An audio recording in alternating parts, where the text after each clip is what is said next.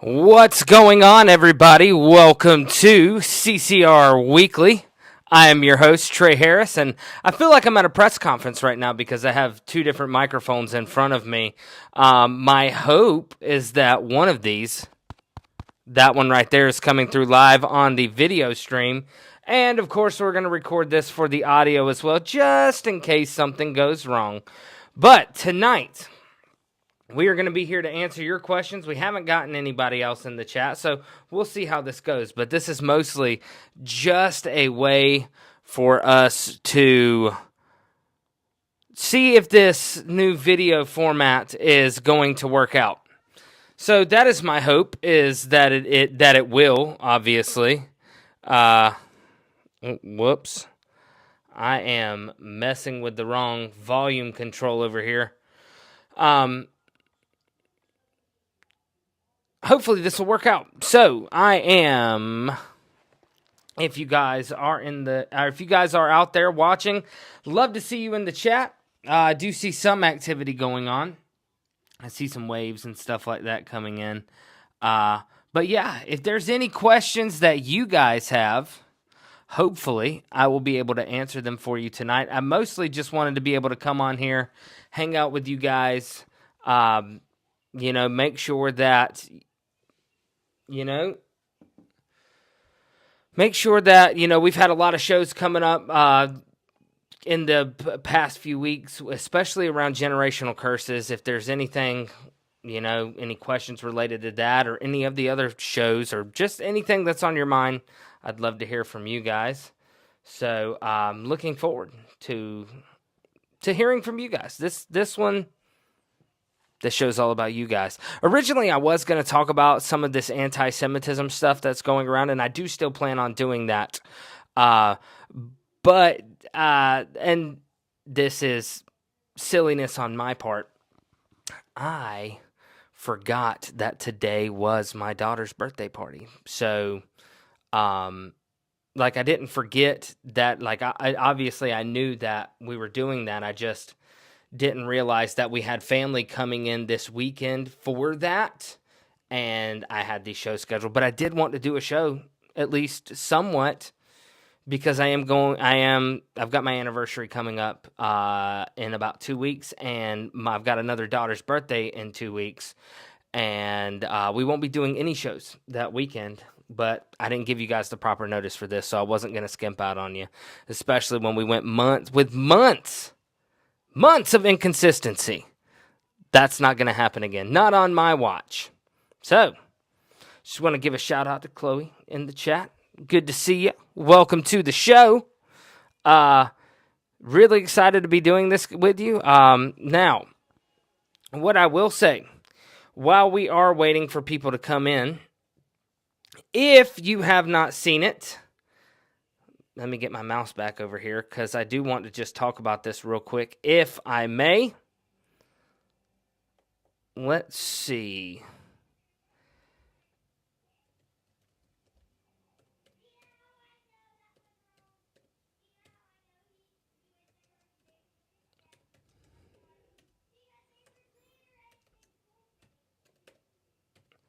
Let me pull this up. I do want to talk about these. If you guys haven't seen this, I find this very interesting.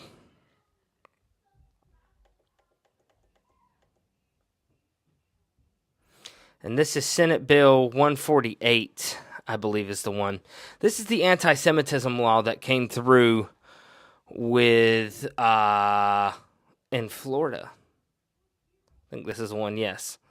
The effective date it's going to go into effect July 1st in 2024. And, this is what it is. It's a bill to be entitled an act relating to anti-Semitism. It will be providing legislative intent, defining the term anti-Semitism, providing contemporary examples of anti-Semitism, providing construction, providing an effective date. Whereas in 1998, Swedish Prime Minister Göran Persson initiated the Task Force for International Cooperation on Holocaust Education, Remembrance, and Research, whereas An international forum was held January 27th through 29th, 2000, and was attended by representatives of 46 governments, including 23 heads of state, of prime ministers, 14 deputy prime ministers or ministers, and whereas the task force issued the Declaration of Stockholm International Forum on the Holocaust, also known as the Stockholm Declaration, and whereas the Stockholm Declaration, all right, so, it gives the history with stuff like this. This is where I want to get to, is this is section 1, subsection 15, I believe, and it says, it is the intent of the legislature to adopt the working definition developed by the International Holocaust Remembrance Alliance of the term anti-Semitism to assist in monitoring and reporting of anti-Semitic hate crimes and discrimination, and to make residents aware of and to combat such incidents in this state. Now, this would be my question. We already, when it comes especially to violence and things like that, violence is already a crime, right? I don't know if this is a crime, but you should generally be nice to people regardless of where they're from. You shouldn't pick on people because of their ethnicity or their beliefs or anything like that. You should be kind. You should be respectful. Paul talks about this in the Bible. He talks about it in, when he writes to Timothy, that you need to answer, matters of the faith. That needs to be answered with, understanding and patience and things like that. And he's talking about people in regards to them essentially being, mockers and scoffers and things like that. And you still have patience and understanding with them. So it doesn't matter if it's a religious difference, whether it's an ethnic difference. You should always be kind to people. You should treat them with respect and common decency, dignity. So I guess my first question would be whether it's Florida, whether it is Texas, South Dakota, and any of these other states that are working with anti-Semitic legislation. Why do we need it? Now, I know they say that anti-Semitism has been on the rise, and, there's been a lot more reported incidents. Now, if you weren't aware of this, this is where I find it very interesting, and this is some of the stuff I'll have in the full presentation when I release it, just to give you guys a little bit of a sneak peek of what we're going to be talking about. And I just want to make sure, anybody who is in the chat, am I coming through okay? Can anybody hear me? I want to make sure we're doing this good. So let me know if this is coming through okay. I know we've had issues in the past, and like I said, this is a completely experimental live stream. I don't even know if this is going to work out, but I figured we could try it until we get some, we're going to be changing out equipment here soon. But this is a good stand-in, and we'll see how this does. But what's interesting is if you look at what the ADL head, I think it's Jonathan Greenblatt. Oh, good. Glad to hear that everything sounds good. Thank you so much. The head of the ADL, Jonathan Greenblatt, has said that anti-Zionism and anti-Semitism are the same thing. So that means essentially, if you criticize Israel, that could be anti-Semitic. And I don't know. I personally, I find that troubling because you could look at that from just a foreign aid policy. All of a sudden it's okay to criticize giving money to Ukraine, but then, if you criticize giving the money to Israel in their war with Hamas, now you're anti-Semitic. I think that's troubling. You could look at it in the terms of, okay, well, why don't we talk about it in regards to, for instance, if you are a follower of the law of God and it says that Moses wrote down all that the Lord had told him that day, and you criticize the traditions of the Talmud or anything like that, and how that is,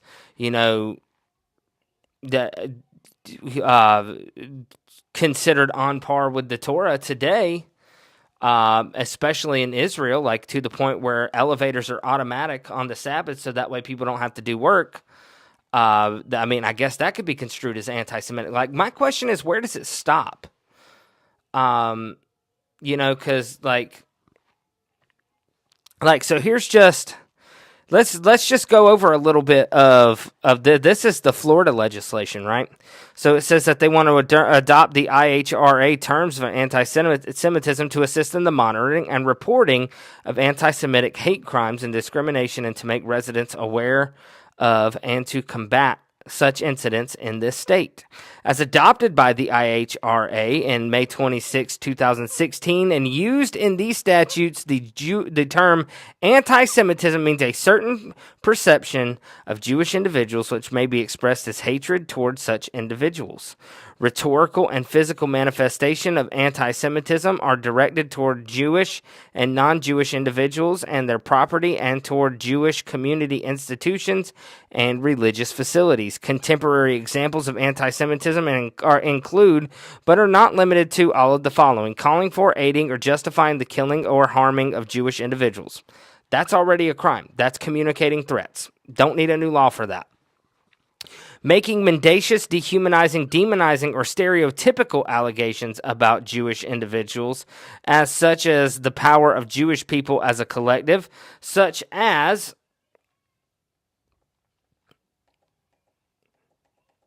the myth of a worldwide Jewish conspiracy, or of Jewish individuals controlling the media, economy, government, or other societal institutions. So that's well and good. I have a problem with that, just because, that's like thought police kind of stuff right there. Like, now you're telling people what they can and can't think. And it doesn't matter if you are, what it is really. But, like, here's the interesting thing. Who thought that was a good idea to put on paper? Because anybody who does believe in a worldwide Jewish conspiracy, or Jewish individuals controlling media, economy, government, and now you have these laws on the book, all that does is solidify their belief. It's going to make matters worse, in my opinion. Now, could it actually? I don't really know, but I mean, if it did, I would not be surprised, because this would just be fuel on a fire like that. And I think we've all seen that people can go a little crazy. They can take a grain of truth and make a mile out of a molehill. Okay, so great question. We've got a question in the chat. Do you recommend a specific translation of the English Septuagint? Personally, I've read a couple of different up in my storage area where I keep all of my books. I actually have a newer translation of the Septuagint. The problem with it is that it's heavily based off of the New Revised Standard Version of the Bible, which is a Catholic translation. If I had to give an English recommendation, I would go with Brenton's Septuagint. It is it reads well, in my opinion. And the little bit, keep in mind, I'm not by any means a tried and true Greek scholar, but what I have seen and what I have compared for myself against like polyglots online and things like that, it does seem to be a somewhat accurate translation, but it's also going to be your most famous translation of the Greek Septuagint. So that's Benton's Septuagint. And I would imagine you could find it online relatively inexpensive, depending on, what edition you get of it. So I hope that answers your question. I do like the Bentons. It is, everybody I've seen that uses the Septuagint, that's the one they use. So, great question. Thank you for that. Excuse me. I apologize for doing that in the microphone.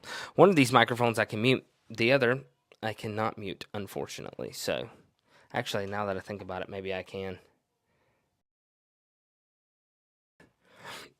I'm going to have to play around with this software a little bit, see how it goes.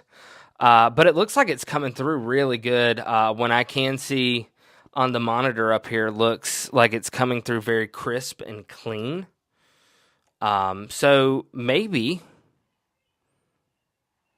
this is, maybe this will be a good way. I'm thinking If you guys are okay with it, what we will do is probably start doing a video live stream at least once a month to do Q&As. And I promise I'll try to give you guys a little bit more of a notice than I did today. To go from there. So, I don't see any other questions coming through. So, look, let me ask you a question. What are your thoughts on the anti-Semitism laws that are being passed in states like Florida and South Dakota, and the executive order that has come through in Texas? Do you think this is something we need on the books? Or do you think this is an overreach in governments that have said that they stand for freedom? Now, look, I'll go ahead and tell you right now. I do not think that anybody, regardless of nation, creed, or anything, I don't think people should be marginalized based on their beliefs, even though I will call out beliefs I believe to be in error in a heartbeat. I've done it with Islam, I've done it with Catholicism, Mormonism, Judaism. Like, I'm not going to discriminate against everybody. I'm going to speak the truth, but I don't believe that people should be hated or treated like second-rate citizens or anything like that just because they're different. We have laws on the books already to deal with this. Yeah, I'm not a fan of authoritarian control over the First Amendment either. Yeah, and so it seems like we're on the same page. You shouldn't treat people, you shouldn't other people, I think is what kids my age say. You shouldn't be hateful to people. Like, I was reading when I was prepping for the anti-Semitism show that I originally had laid out. I was reading quotes from, I might have them over here. Give me just a second.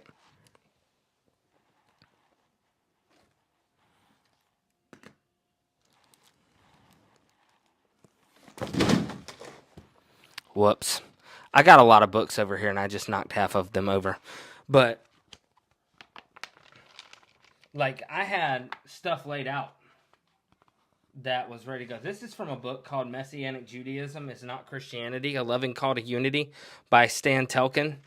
And it, based off of what I've been able to read about the book so far, it seems like it is, well, yeah, Messianic Jews don't meet in regular churches, but here's why. And this is from a chapter, I believe, that was called What Gave Birth to This Movement. Yeah, this is chapter 2, What Gave Birth to This Movement. And it goes through and basically talks about the history of anti-Semitism. And in this, it gives quotes from people like John Chrysostom, Martin Luther. Now, it's interesting because Martin Luther says this in 1523. He says, "Perhaps I will attract some of the Jews to the Christian faith. For our fools, the popes, bishops, sophists, and monks, the coarse blockheads, have until this time so treated the Jews that if I had been a Jew and had seen such idiots and blockheads ruling and teaching the Christian religion, I would rather have been a sow than a Christian. For they have dwelt with the Jews as if they were dogs and not human beings." Now, allegedly, later, it says, here is how Luther's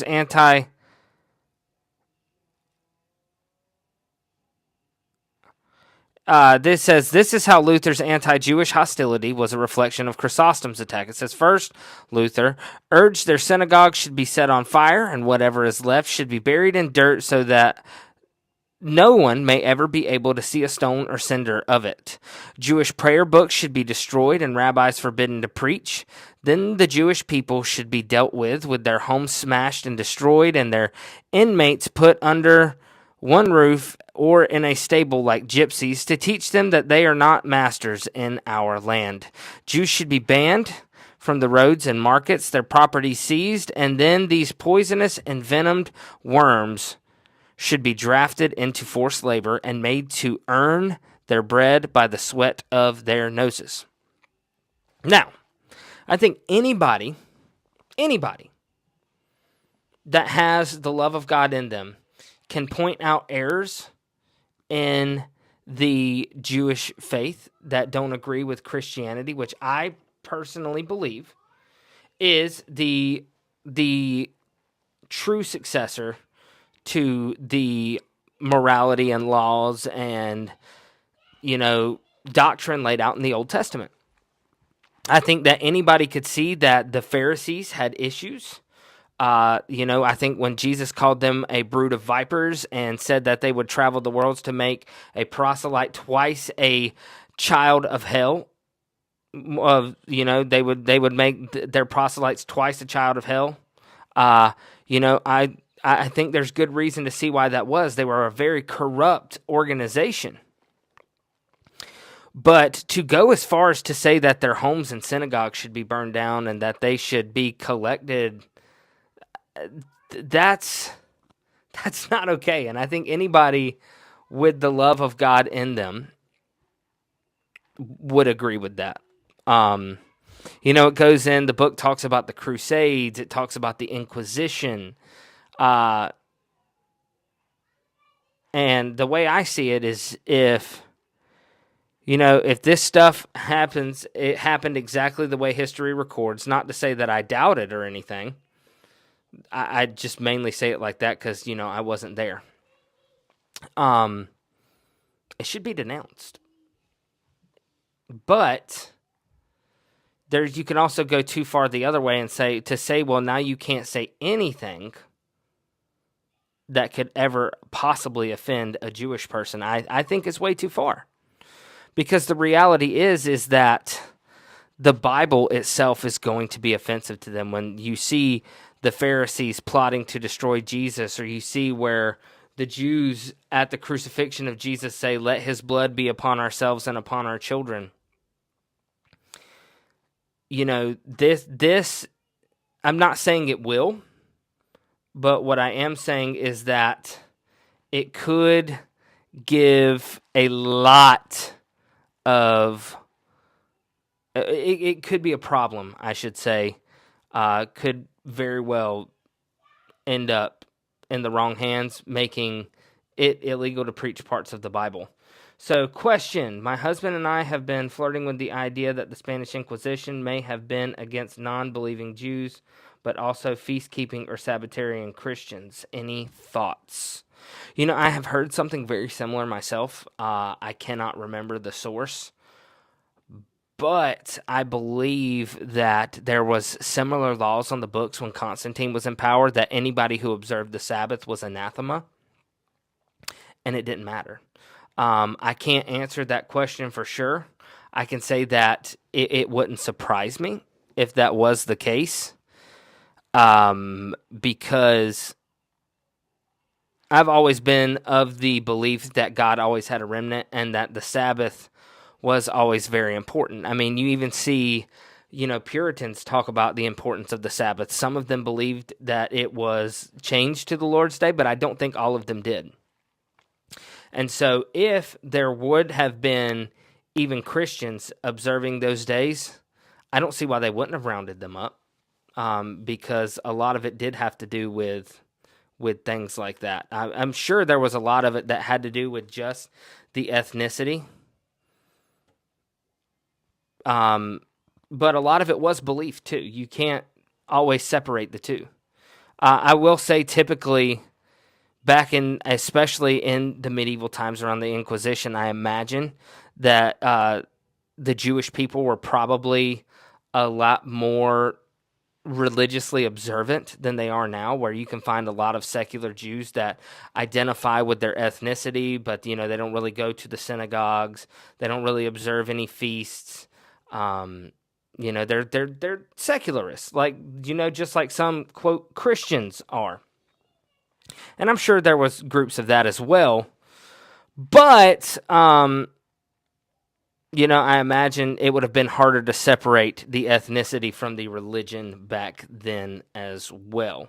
That's just my opinion. I could be right. I could be wrong. I will definitely have to do more reading on that and see what I can find, because it makes a lot of sense to me personally. So, but yeah, this has been a really interesting book. I bought this book, Messianic Judaism is Not Christianity. I bought that. I bought Restoring the Jewishness of the Gospel by David H. Stern, which is a book I really don't agree with a lot at all. I bought the Jewish New Testament commentary, all just to get an idea of, I wanted to really see if I could envelop my beliefs or envelop myself in the beliefs of Messianic Judaism and things like of the sort, just to try to get a deeper understanding if I could. I myself live in a town where there is a Jewish community, although I haven't met any of them personally. But I would love to. I would love to sit down and have a talk with them. A hobby of mine is finding people that are of different faiths and just talking about, the Bible, or, learning their beliefs, trying to get to know them a little better, and hopefully have an avenue for evangelism. In one of the towns I work in, that is a good little ways from my house, there's a little diner I like to go to, and there's always a Catholic priest in there. And every time he's in there, we talk about, church fathers, Catholic tradition versus Protestant tradition. We'll get to talking about, Bible stuff, and it's always fun. And, there's not a whole lot we agree on, but, we have cordial talks, and I'll let them know up front that, there's a reason that I'm not Catholic, and it's because I don't believe that they have upheld the faith very well.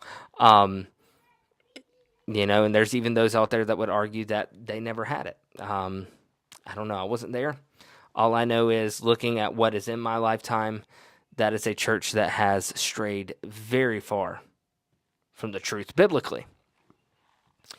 Yeah, super fun stuff. I love talking about stuff like this, but now you have piqued my curiosity. I'm going to have to see if I can find some good accounts of the Spanish Inquisition now and follow up on this. I'd be interested to see if Fox's Book of Martyrs has anything to say on it, because I never read that. But, I mean, just look at the way that they came after the Puritans in their persecutions. So, could it have been too far-fetched to say that the same thing could have happened in the Inquisition? I don't know. That topic fascinates me. That's a little out of my range of knowledge, but very, very, very good question. So, man, I've got so many books over here, so many that I've got to get into. I mean, look, there's no doubt that at one point the two were inseparable as far as being Jewish and even being a Christian. I mean, the Christian faith is founded on the writings of the Jewish people. Paul talks about how the oracles of God were given to the Jews. All of Jesus' disciples were Jews. Every gospel, there's some debate about Luke. I have a tendency to believe that he was a Jew of the diaspora. Of course, you've got Paul, who studied at the feet of Gamaliel. It's just, you can't separate that there was something there. The question is what traditions of modern-day Judaism trace back and which ones were added. And a great read, if you want to know more about that, I highly recommend you read the book The Life and Times of Jesus the Messiah by Alfred Edersheim, because he does talk about some things that came up after the destruction of the temple in 70 AD, such as some of the traditions with the Passover Seder actually are more in line with 70 AD. Now, what's interesting about that is because Alfred Edersheim, his father was the foremost authority at the Hebrew University. I believe it was in Hungary. Um, and Alfred Edersheim was a foremost scholar on first century Judaism in his day as well. So, I mean, this guy knew what he was talking about. If he says it, I'm inclined to believe him. You know, he actually talks about, fun fact, that the book of Jubilees was a proto-Pharisaic book. And going back and reading it, I could totally see that. Still good information in the book of Jubilees, but definitely interesting to see where some things that seem a little wonky make a lot more sense if it was something that popped up right in the era before the Pharisees. I find that very fascinating.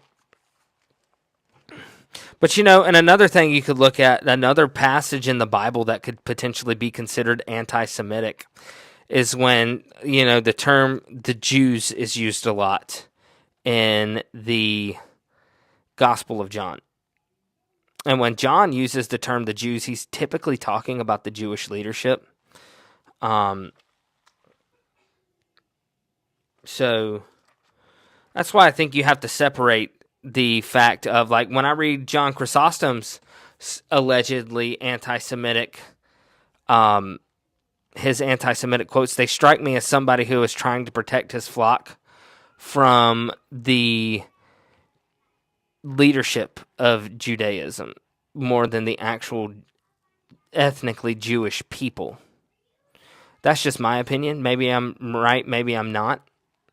But it doesn't come across, his writing, some of it came across as a little brutal, but I couldn't in good conscience say that it all seemed inherently anti-Semitic. Then again, you know, I'm not somebody that grew up in an ethnically Jewish home and never had to face, you know, that onslaught of anti-Semitism, because I think that, you know, you can go too far, like these bills do, and just say that just about anything could be anti-Semitism if it is offensive to people.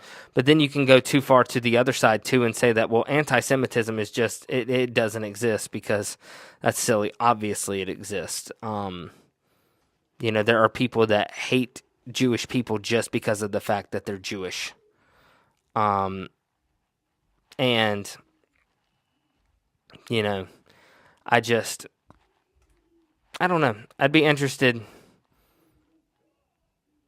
to sit down with somebody and, you know, just get their life experience of what they've had to deal with just because of who they were. So I do find that fascinating. Welcome, Jamie. Better late than never is what I always say. This was a very last-minute scheduled live stream, and it was honestly mostly just so I could play with this new streaming software. As you can see, I've got two microphones in front of me. One is recording straight to audio, and then I've got this one over here, which hopefully is coming through to you guys, because this one is my wireless mic that I like to hook up to my cell phone when I'm out in the field. So welcome. Jamie, if you got any questions that you would like answered, any, you know, questions that have been on your mind, I'd love to take a crack at it. If not, it's just great to see you here. So far, just to catch you up, we have been talking about Florida's new laws about anti-Semitism. Love to know what your thoughts are on that. Do you think that it's something they need on the books, or do you think this is an authoritarian overreach by an allegedly conservative government that believes in freedom of speech? So, because what we've been saying is that, you know, anti-Semitism is obviously very real and it's deplorable, but maybe, you know, we've got laws in place that keep people from being the victims of violent crimes. I don't think that it's right at all to be hateful or disrespectful to people the way you talk to them. You know, the Bible says that we do, you know, Ephesians 4:29, build one another up, right? You know, if you're a believer, you should always have, you know, there's another Bible verse, don't let anything, you know, unclean come out of your mouth, right? You know, So I'd be interested to see what your thoughts are on this, or anybody else that watches. Whether you're watching it live, whether you're watching it later, leave it either in the chat, leave it in the comment section. Love to know what your thoughts are on this subject, because this is a subject that's very contentious. What kind of effect will this have on the Bible? There's a lot of speech that could be deemed offensive to Jews in the New Testament. Let's see.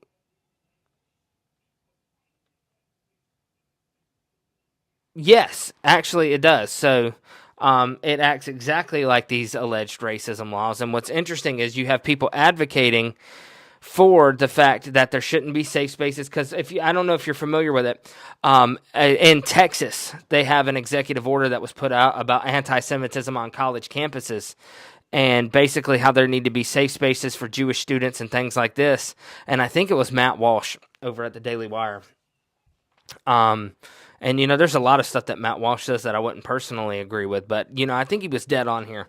He talked about how, for the last 10 years, Republicans and conservatives have been talking about how we didn't need any safe spaces for anything, but now all of a sudden that it's for Jewish people, I guess it's okay for us to take away people's First Amendment rights or anything like this.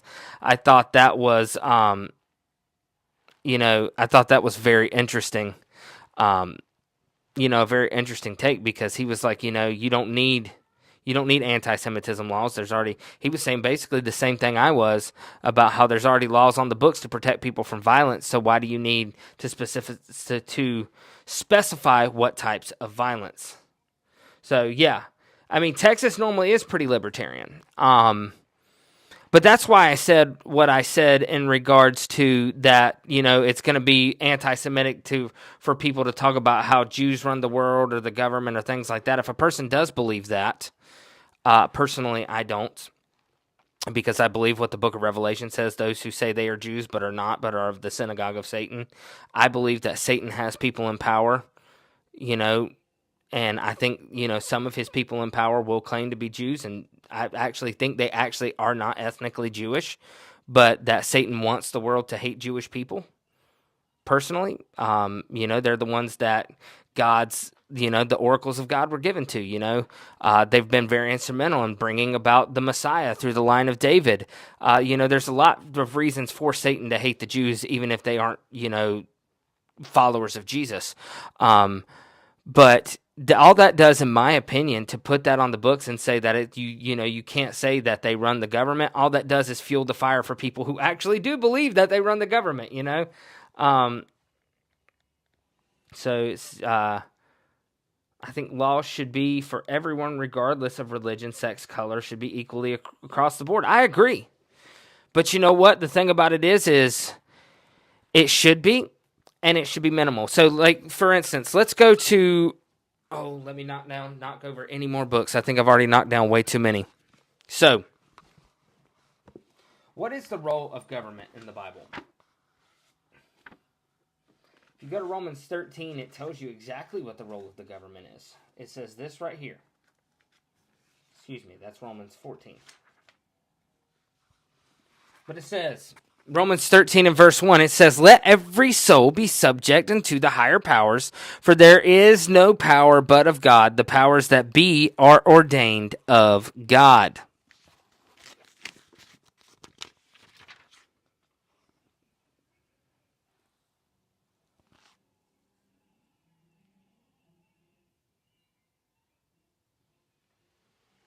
All right, I want to address this question in the chat. Why would Satan be bothered by non-Jesus believing people? That made no sense at all. I actually 100% disagree with you that it doesn't make any sense at all. Number one, I think the Bible makes it very clear that God still has a plan for the Jews. I think that...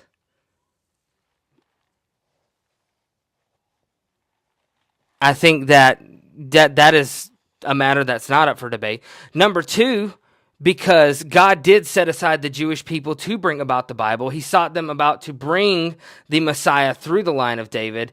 And in Romans chapter 9, it says that blindness only in part is on Israel. And you can read John Gill, you can read tons of other Puritans and nonconformists. They'll tell you the same thing, that God still has a plan for the Jews. So why wouldn't he seek them out, have a hatred for them, and do everything he can to push them as far away from God as he can? And you know what he did? He used Gnostics that were claiming to be Christians, like the Crusaders, and he did all of this horrible stuff to them in the name of Jesus. So I think it makes perfect sense. I mean, you can feel free to disagree. By all means, you have every right. But I mean, obviously we see this two different ways. But believe me, I don't just say things to say them. I do try to do my research before I say them. All right, so Satan's only cares that we don't worship Jesus. I think we just said the same thing, but in two different ways, personally.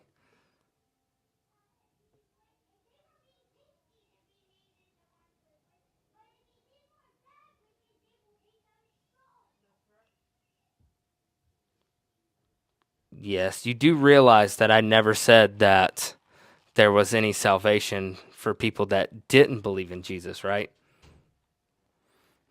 I just said that he wasn't done with the Jewish people. I believe that he does have a plan for them. I believe that there are promises in the Bible that apply to anybody who is, for instance, Galatians says that, if you are a believer in Jesus, you are you are the seed of Abraham and heirs according to the promise. So that definitely applies, but there's other places where we definitely see that in the end times. So for instance, they will look on the one they have pierced, right? They will look upon the one they will pierce and mourn as one mourns for a son. Romans 11 talks about how you can be grafted into the cultivated olive tree, but it won't be any wonder for them that don't, because if they do come around to believing, it's much easier for them to be grafted in. So, I mean, I'm going to have a hard time believing you when you say that didn't make any sense, because I think you personally, no, I don't want to be like disrespectful to you, but I think you jumped to conclusions with what I said. Maybe I didn't explain it very well. So I am trying to do that now. No, I did not say that. You feel free to disagree, but I have never said anything other than that. All I said was that God was not done with the Jews yet. I said that Satan hated them for reasons that I already laid out. Number one, that the oracles of God were given to them. That's in the Bible. That the Messiah came through the line of David. That's in the Bible. So, all right, well, you'll have to tell me exactly what I said then, because I'm going to have to disagree with you that I did not say that. Okay, good to know. I just want to clear it up. Make sure that, because I take what I do very seriously. So, I want to make sure, because that all it takes is somebody running with something, and then all of a sudden there's going to be, videos on the internet that, I'm exposed for doing something. So I do want to just make sure that we are on the same page. So glad to know we got that cleared up. I appreciate that. But, yeah. All right, I appreciate it. Look, because I want to make sure I'm explaining it clearly to you guys. The verse that comes to mind for me is when Peter talks about how Paul says things that are hard to understand, and people often twist it to their own destruction. And Paul was a lot smarter than I am, if that makes sense. So I don't expect nearly to say things as well as any of them. So, but I'm glad that I'm glad that it worked out. So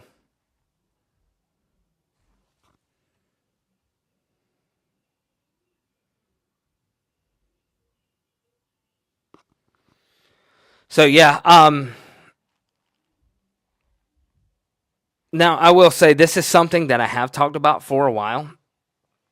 And which I mentioned it earlier in the show, and some of you guys weren't here for this.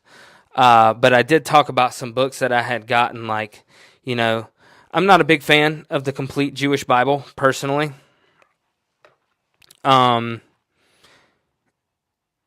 I am also not a fan of, well, really any modern translation. But I did buy like the Jewish commentary of the New Testament, or the whatever it's called, and a few other books just to help myself understand what Messianic Judaism believes a little better. Just if anything, because I was all under the impression.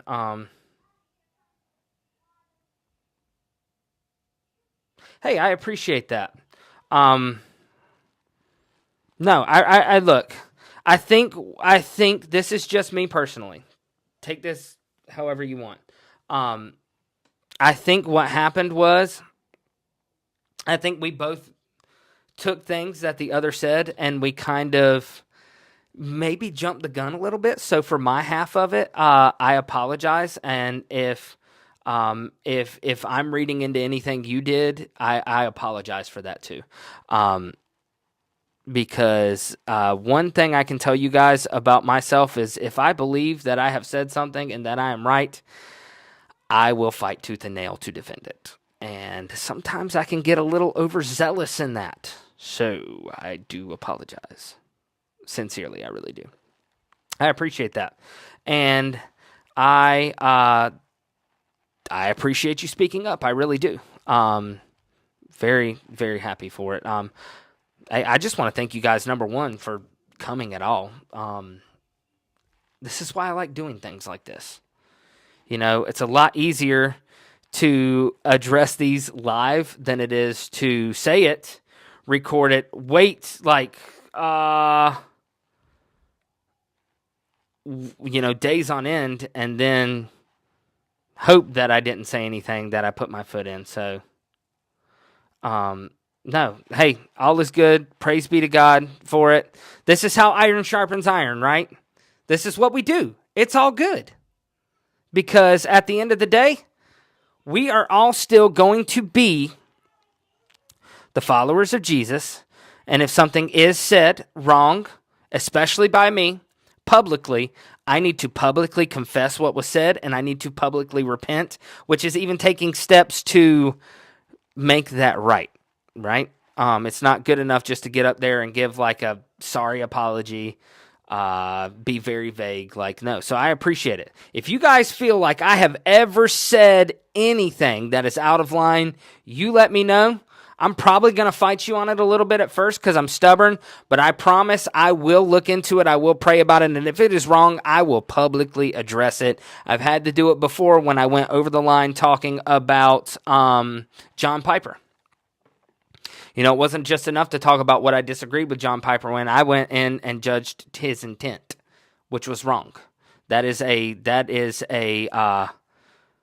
believe it or not, that is what, goodness, I cannot remember that guy that wrote the book about the 10 Commandments. But when he was talking about bearing false witness, he said that was a violation of bearing false witness. And somebody approached me about it privately. I read that book. I saw that, had to address it. So I will always do that. I appreciate you guys. I really do. Thank you so much for, being interactive, and, everything's good. Much love to all of you. So I like this comment. It says, I went to a Messianic Jewish Passover years ago. It was not like our Passover. And it's not, because it is typically involves the Seder. So I've done Messianic Passovers before as well. And, it is,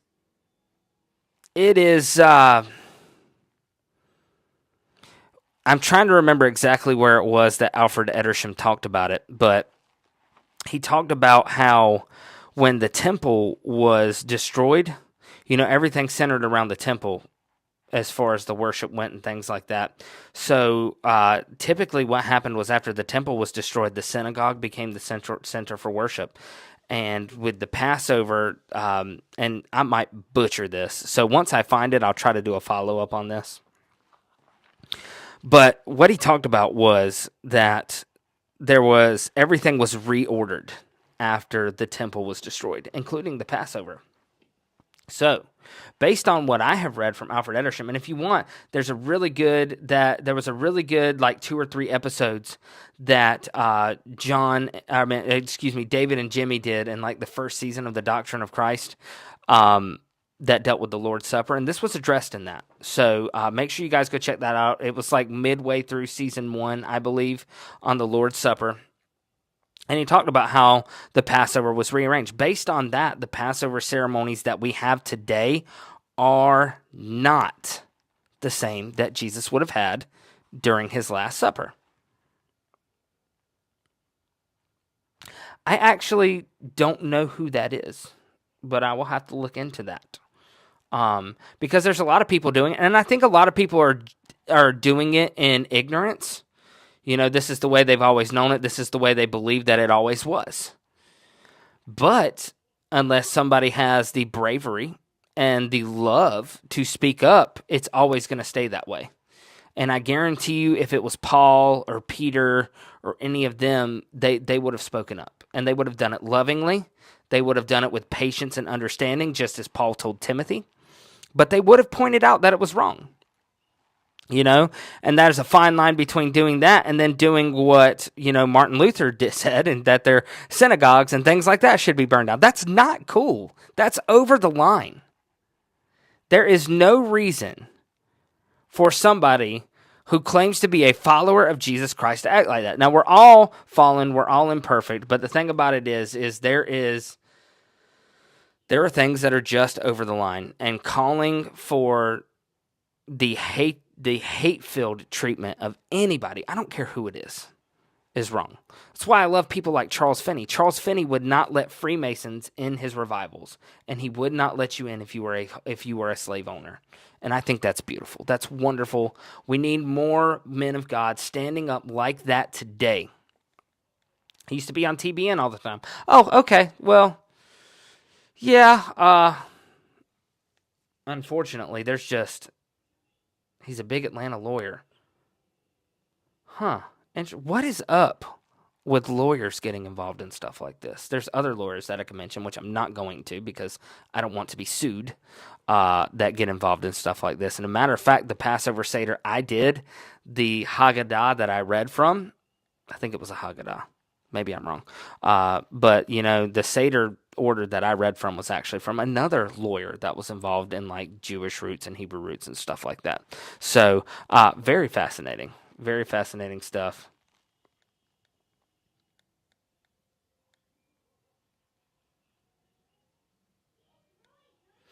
Yeah, so I get where you're coming from, because so there's a comment in there for, especially if you're listening to this later on audio. It says, I don't see anything particularly wrong with a Messianic Haggadah for Passover. We've just never done one. One day, though, I'd like to establish traditions for my family. Yeah, no, I get where you're coming from, but here's the thing about it is, what you have to understand is keep in mind that this was stuff done after 70 AD, which means this is when the judgment, so 70 AD, think of 70 AD like the judgment that Jesus predicts in Matthew 23 when he says your house will be left unto you desolate. 70 AD was the fulfillment of that. That was the judgment of God on Israel for rejecting the gift of Christ, right? It was God's judgment. If you look at the accounts, especially with Eusebius and things like that, you see the same kind of things happen that happened when Babylon, laid siege to Jerusalem back before the time of Daniel. There's a lot of the similar things, and it's interesting because Eusebius explicitly says that only Christians got out. Like all the Christians that were in Jerusalem made it out of the city because they listened to what Jesus said in Luke 21. When you see Jerusalem surrounded by armies, flee to the mountains, right? So, but what you have to understand is this was after Christ was rejected in Israel.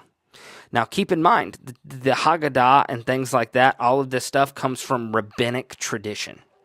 This is the same rabbinic tradition that says in the Talmud that Jesus is basically in hell boiling in his own feces. This is, the book of 1 John says that if you have not the Son, you are Antichrist. If Second John says, if a man abideth not, if a man transgresseth and abideth not in the doctrine of Christ, he hath not God.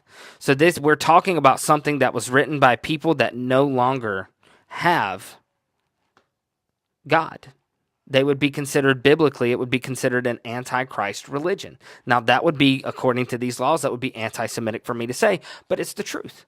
So when you have something like this Haggadah that comes from rabbinic tradition that has nothing but hatred for Jesus, in my opinion, it's something dangerous to add into your Passover because it was written by people that have the spirit of Antichrist upon them. Does that make sense? The Talmud is not a very Jesus-friendly book. The Talmud is not, and it was exactly what Jesus would condemn, because Jesus says in Mark chapter 7, you make the commandments of God of none effect through your tradition, and that's what it is. It's their tradition. I would urge caution when getting involved in this. The best thing you can do is especially when it comes to worship, if it's not explicitly explained or commanded to do it, have caution. I won't go as far as to say don't do it, because I don't have the authority to tell you that. That's between you and God. You need to trust and rely on the Holy Spirit and let Him lead you back to the words of Christ. But what I can tell you is I would proceed with caution when it comes to stuff like that. So,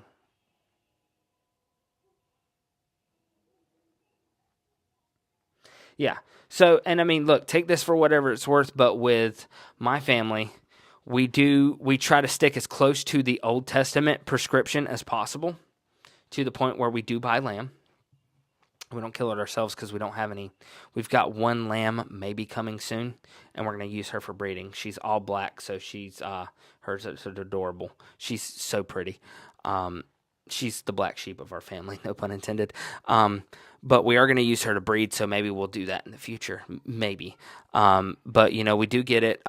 We do the bitter herbs. We try to stick as close to Exodus as we can, but our main focus is the bread and the wine that Jesus talked about. Because, when the book of Isaiah, I believe it's in Isaiah where it talks, or maybe it's Jeremiah, where it talks about they will no longer remember the Exodus out of Egypt. Think about Jesus as the Passover lamb as kind of a fulfillment over that, because now we don't necessarily look back to the Egypt thing. We look at the fact that we were rescued from the bondage of our sin through the blood of Jesus Christ. Just the way we would look at Jeremiah 31 fulfilled in the fact that Christ has given us the Holy Spirit, who has now written the law of God on our hearts. Yes, we need to be reading and studying that every day, but now we have that still small voice that tells us and points us back to Christ, and we go from there. Hopefully this is making sense. This is that's kind of what we do. But I also know people that don't do the Old Testament stuff at all. They just do the bread and they just do the wine because that's what they see explicitly mentioned when Jesus did it. I have no problem with that whatsoever. Because the fact of the matter is this is one of those areas where there is a little liberty left in. I would just proceed with caution using anything that is explicitly done that the Bible doesn't mention. This has been, wow. I don't know about you guys, but I have had a lot of fun with this tonight. This has been great. Like I said, for those of you who didn't make it till later, I'm thinking about doing this. I've got a new streaming software that's a little more mobile friendly now. I've got my wireless microphone. I am recording it on audio just in case there was a problem with the recording going on with this. So, once a month. Soon we're going to be bringing on Sarah, so we can do more of a Christian Liberty Q&A, but we'll go with there.